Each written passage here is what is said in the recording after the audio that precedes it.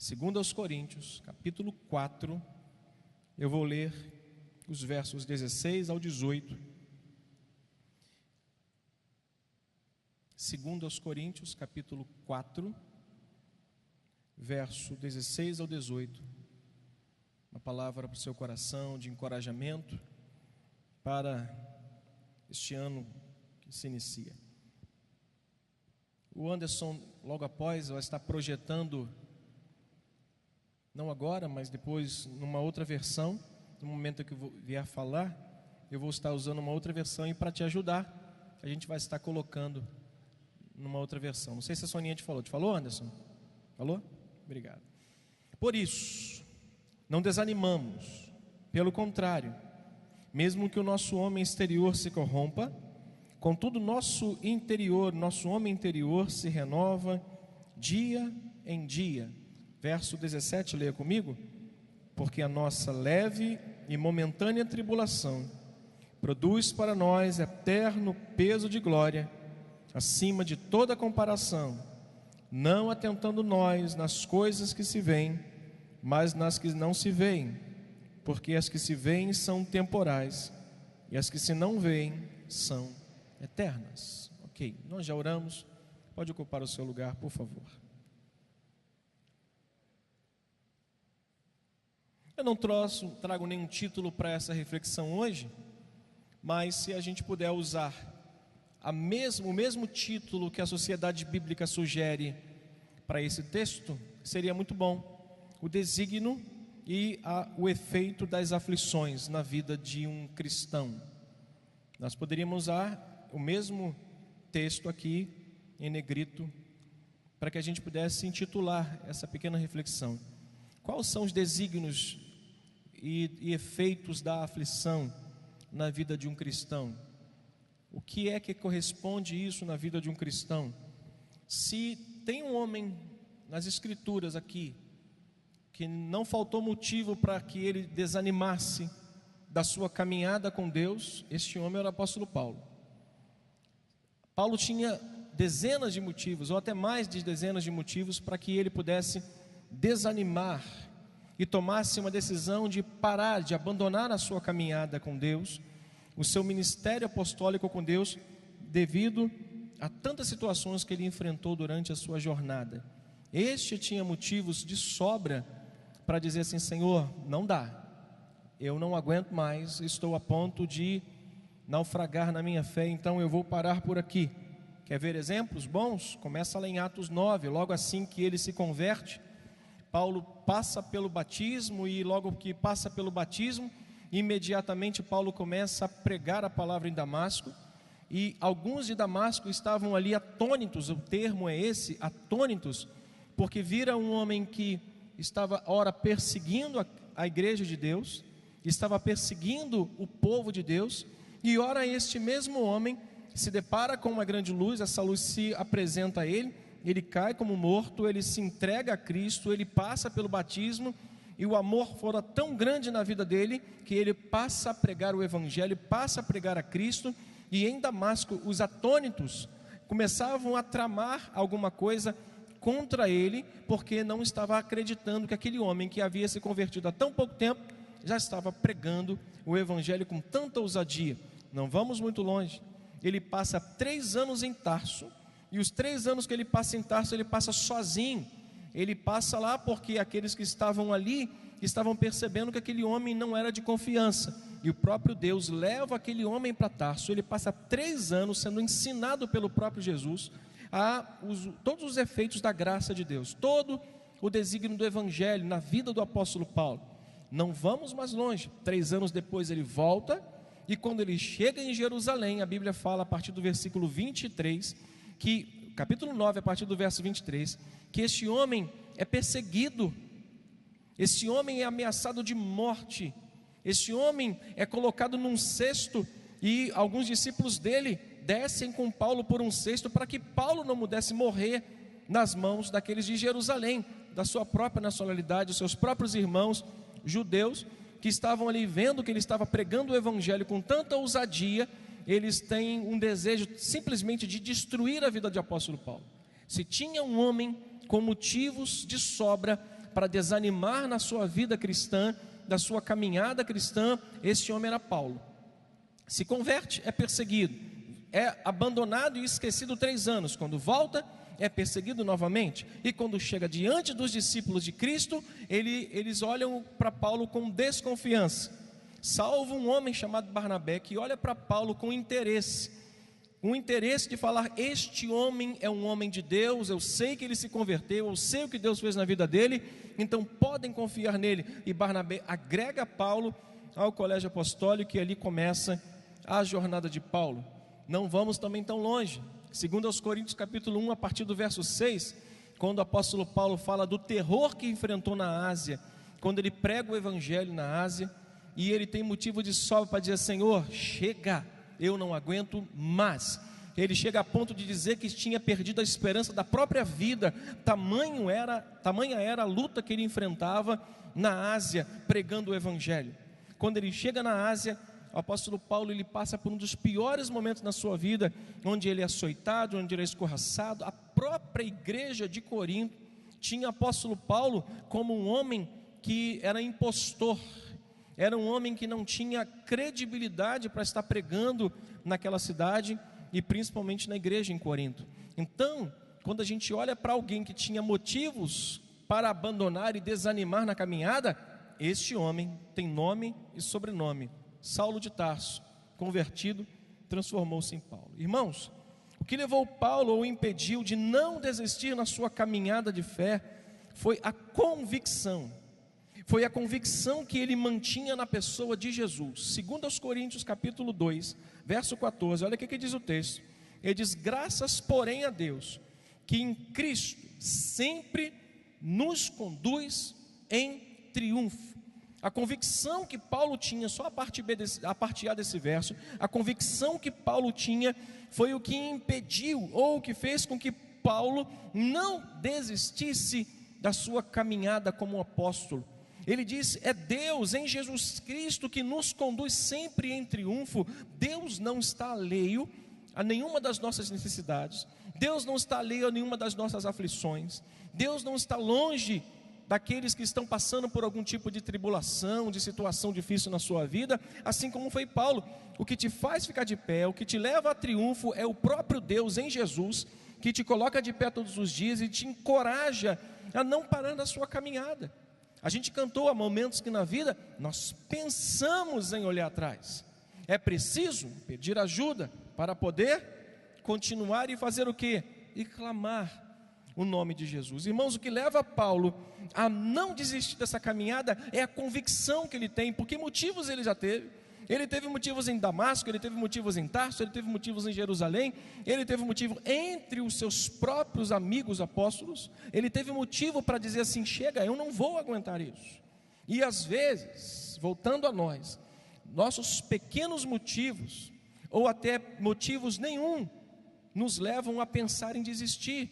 O que falta então a nós, irmãos, é uma grande convicção de quem é Cristo na nossa vida, quem nos conduz em triunfo, quem nos assegura que a nossa vida hoje, mesmo com aflição, nós seremos mais que vencedores.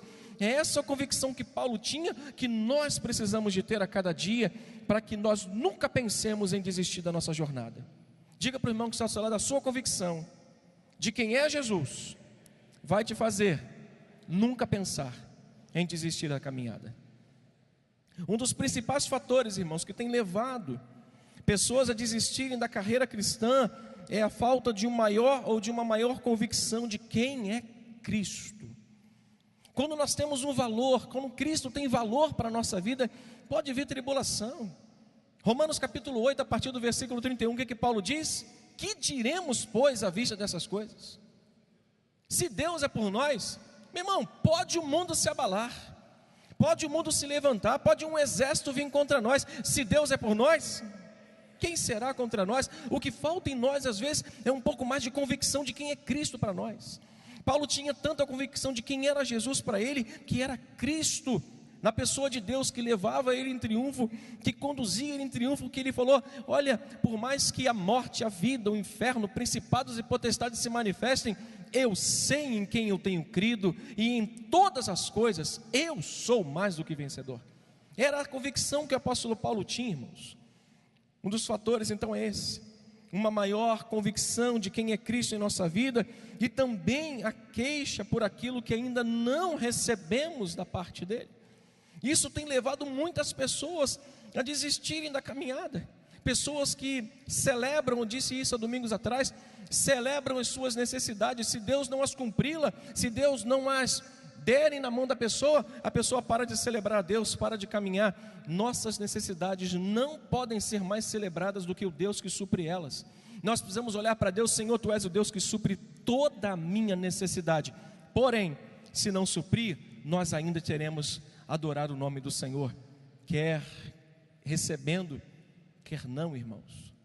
Então, se a gente olhar para esse texto, a gente vai ver que ao contrário disso, em meio a toda a oposição demonstrada por aqueles irmãos de Corinto, porque a segunda carta do apóstolo Paulo é uma carta em defesa do seu apostolado.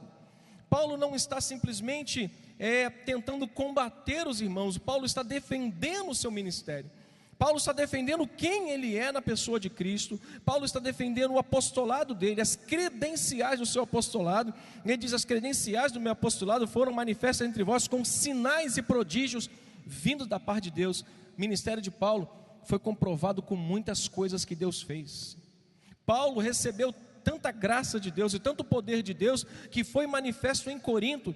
Todo o poder de Deus, poder de Deus na vida do apóstolo Paulo, para que eles atestassem que ele era um homem de Deus. Contudo, eles ainda acreditavam que Paulo era um impostor.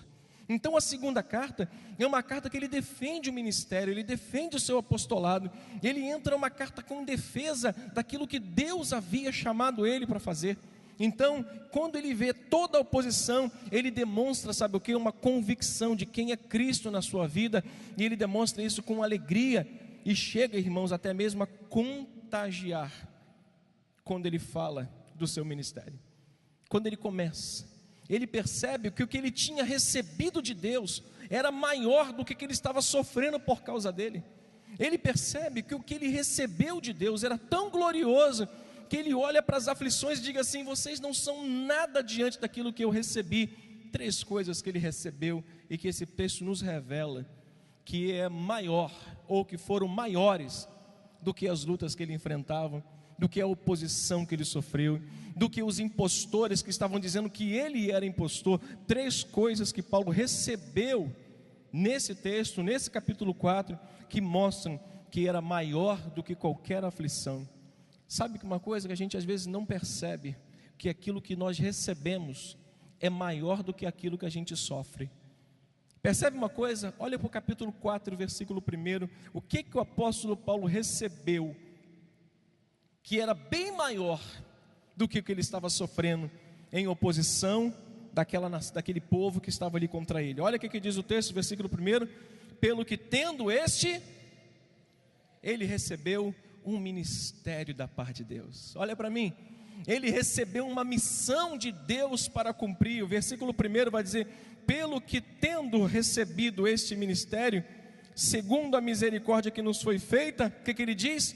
Não desfalecemos. Irmãos, a convicção de Paulo é tão grande que ele chega a contagiar. Ele primeiro percebe que o que ele recebeu é maior do que aquilo que está sofrendo, e ele faz isso de uma forma tão alegre e contagiante. Ele disse: nós recebemos um ministério, por isso não desfaleçam. Olha para o irmão que está do seu lado, profeticamente diga: você recebeu uma missão.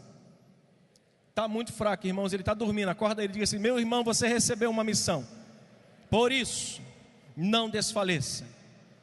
O que você recebeu, meu irmão, olha para mim, é maior do que aquilo que você está sofrendo, ou é proporcional àquilo que você recebeu. O que você está passando hoje é proporcional àquilo que você recebeu. Se você quer pouco, pouco você terá.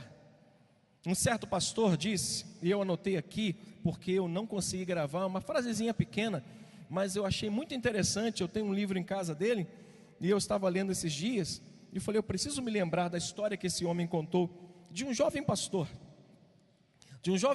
que estava recém saído do seminário. Já contei uma história parecida com essa, mas não é aquela. Ele tinha recém saído do seminário, e ele sobe no púlpito para pregar com uma eloquência, mas com um conhecimento teológico tão profundo, e esses dois pastores estavam sentados, vendo, assistindo esse rapaz pregar. E algum deles olhou para o outro, quando ele desce do púlpito, e disse assim: alguma coisa está faltando nesse sermão.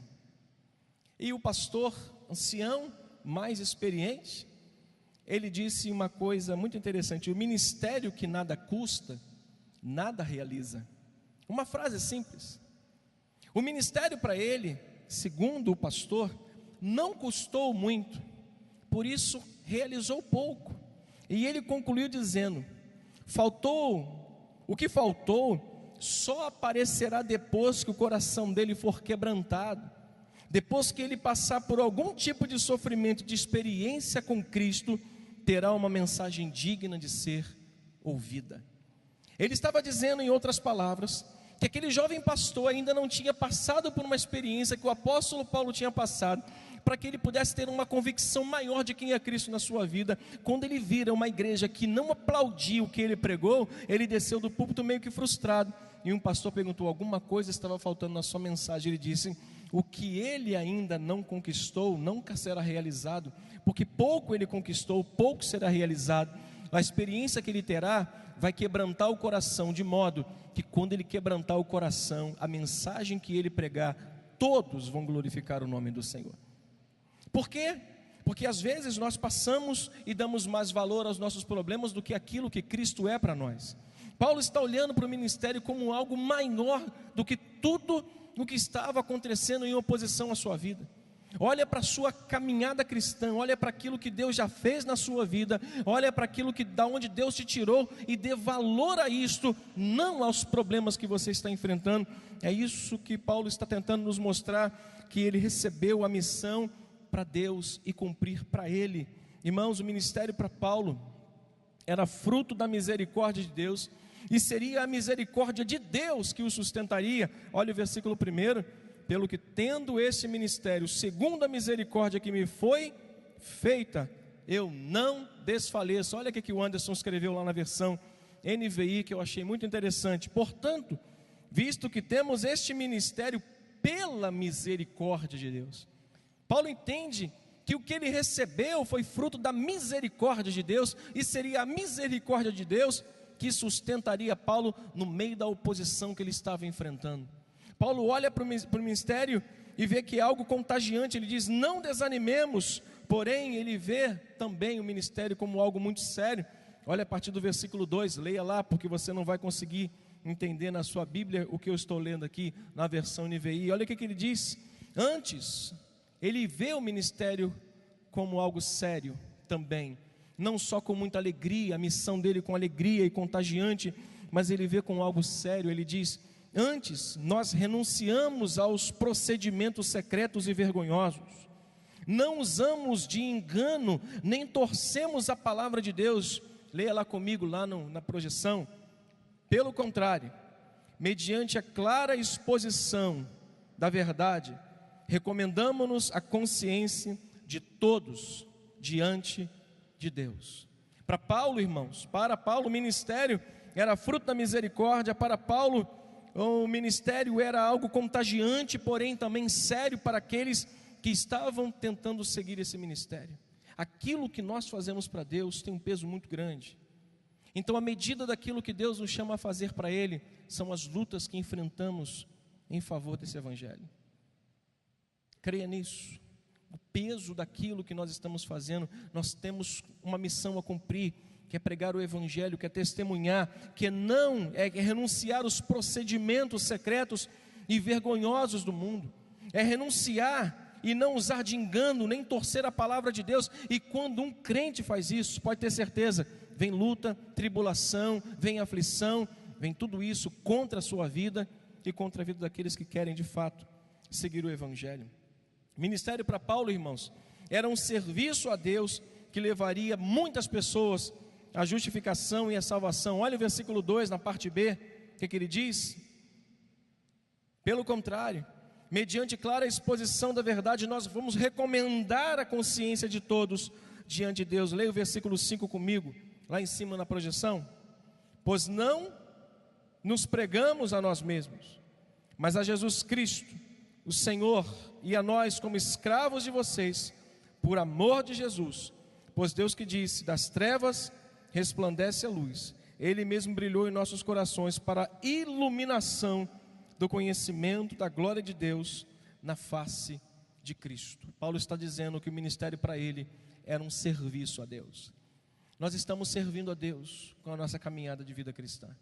Se tinha alguém que podia dizer, eu não quero mais, esse homem era Paulo, mas um homem que entendeu, através da consciência que ele tinha e da convicção que ele tinha em Jesus, que nada era maior do que essa missão que ele tinha de pregar salvação àqueles que estavam perdidos. Amém, meus irmãos? Deixa eu terminar essa primeira parte para que a gente possa servir a Santa Comunhão. O chamado divino, o chamado de Deus na vida de qualquer pessoa, quer seja daqui em qualquer outro lugar, será sempre acompanhado com a graça que nos sustenta. Deus sempre vai estar chamando pessoas para estar do seu lado, caminhando com Ele, pregando a sua palavra e contando sempre com essa pessoa, mas procedendo com ela, com a graça. Dando a graça para que ela possa suportar. A graça divina, sabe o que fez? Capacitou o apóstolo Paulo a não abandonar as lutas, a não desistir de lutar, a não desistir da caminhada. Foi a graça de Deus que deu autoridade a Paulo para ele dizer, não desfaleçam. Quero dizer nessa noite para você, não desfaleça o seu coração mediante as lutas que você está enfrentando. Não desfaleça o seu coração diante daquilo que está sobre você, daquilo que está vindo contra você, talvez um problema financeiro, um problema emocional, um problema na família. Não desfaleça o seu coração, você recebeu algo maior, portanto, não desfaleça o seu coração. Paulo recebeu uma missão e ele percebe que essa missão é maior do que a luta dele. A graça divina capacitou o apóstolo Paulo a rejeitar as coisas vergonhosas. Ele olha para aqueles que estão pregando de forma secreta, estão vivendo de forma com um procedimento errado e vergonhoso. Ele olha para isso e percebe que ele não pode se aliançar. Foi a graça de Deus que capacitou Paulo a não se aliançar e não viver uma vida vergonhosa como aqueles. É Deus que nos sustenta, é Deus que nos mostra. Eu conversei com um rapaz um dia desse, ele disse que estava viajando e encontrou 2 amigos. Esses amigos perguntaram, poxa, deixa a gente contigo, vamos dividir o combustível. E quando passou perto do pedágio, ele disse, olha só, deixa eu te dar uma dica, cola no carro da frente. São 2 segundos para aquela bandeira, para aquela, como é que é o nome daquele negócio? Descer, né? Cancela. 2 segundos. Quando ficar verde, ele fecha, ele abre, o carro passa. Ele 2 segundos, 1, 2. Você tem que acelerar e ir atrás.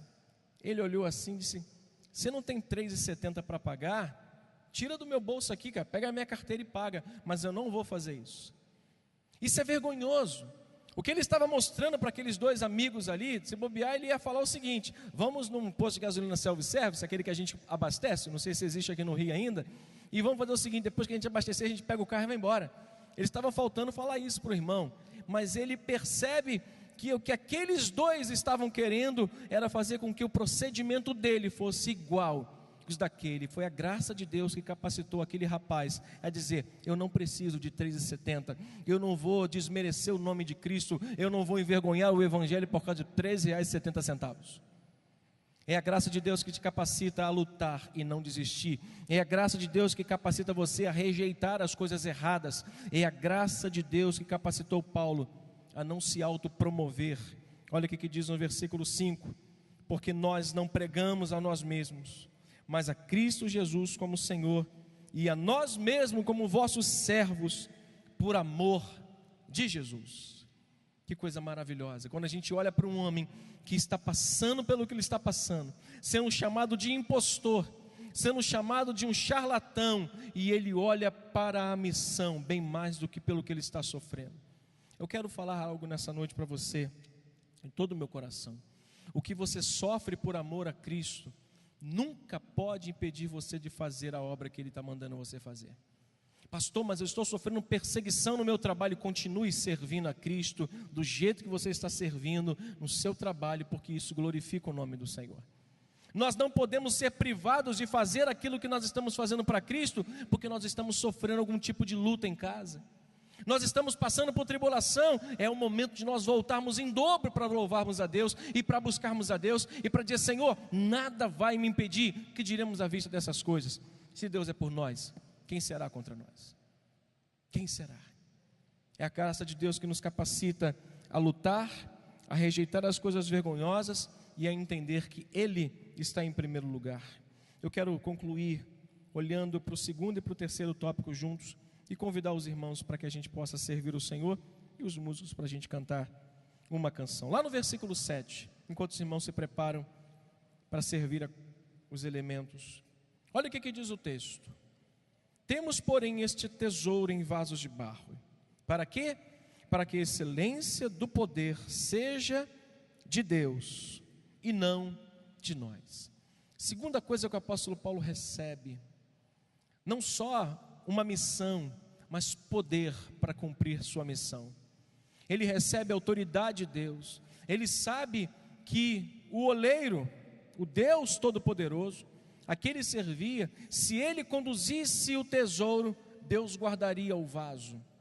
Paulo tinha convicção de que se ele fosse um homem fiel a levar o evangelho, se ele fosse um homem fiel em conduzir a palavra de Deus e se proceder como de fato ele se procedeu, Deus iria guardá-lo. Ele levaria o tesouro, mas Deus guardaria a sua vida. Ele diz: temos, porém, esse tesouro em vasos de barro, para que a excelência do poder seja de Deus e não em nós. Verso 8, em tudo nós somos atribulados, porém nunca angustiados, perplexos, porém não desanimados, perseguidos, porém não desamparados, abatidos, porém não destruídos. Que nessa noite nós possamos ter uma convicção de quem é Cristo para nós. Nós estamos diante da mesa, e a mesa revela quem é Cristo para nós. E que você receba os elementos nessa noite e seja fortalecido no poder do Senhor. Pai, abençoa teus servos que estarão servindo os elementos agora e aqueles que estarão recebendo da mesma forma nessa noite, em nome de Jesus. Amém e amém. Pode iniciar, meu irmão. Eu queria rapidamente fechar com os 3 versículos que a gente leu. Paulo não recebe só uma missão. Preste atenção aqui rapidinho enquanto você está recebendo aí. Paulo não recebe só uma missão. Paulo não entende que o que ele recebeu era mais valioso do que aquilo que ele estava sofrendo. Ele recebeu um ministério, ele recebeu uma missão, ele recebeu o poder para cumprir aquilo.